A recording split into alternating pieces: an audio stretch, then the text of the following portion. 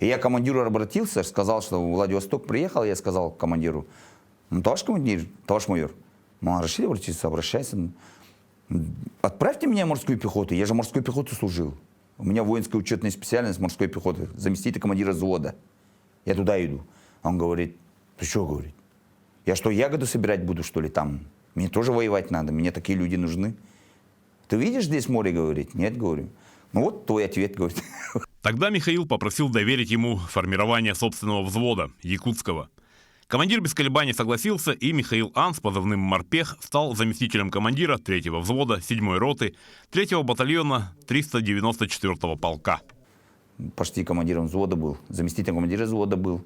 Но у нас направили потом 54 года, которого мужика, который, ну, старый был сразу, Литвинцев Евгений. Его нам назначили командиром взвода. Но он по подготовке, он ничего не имел. Потому что он когда-то учился, и кафедра была военная, и у него старший лейтенант было звание. И за это отправили. И поэтому, когда в боях, там еще не понимал вообще. И поэтому, как командир взвода сам был, я командир штурмовой группы был. Михаил приступил к обязанностям, и начались ежедневные многочасовые тренировки, стрельбы, занятия по оказанию первой помощи.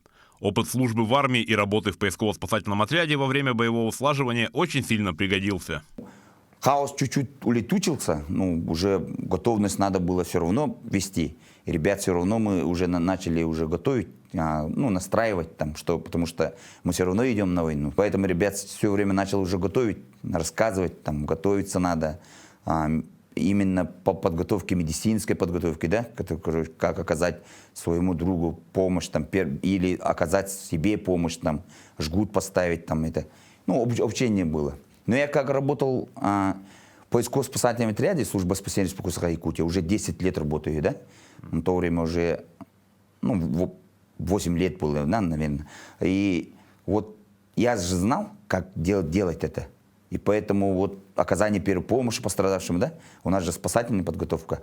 Но там военные медики уже начали обучать нас, как именно пулевое вот, ранение там. Боевое слаживание проходило, что, ну, с взводом мы уже работали. Стреляли, готовились. Много вопросов у морпеха вызывало первоначальное снабжение бунтированием. То, что было в армии, и то, что им выдавали в расположении, это, по словам Михаила, небо и земля.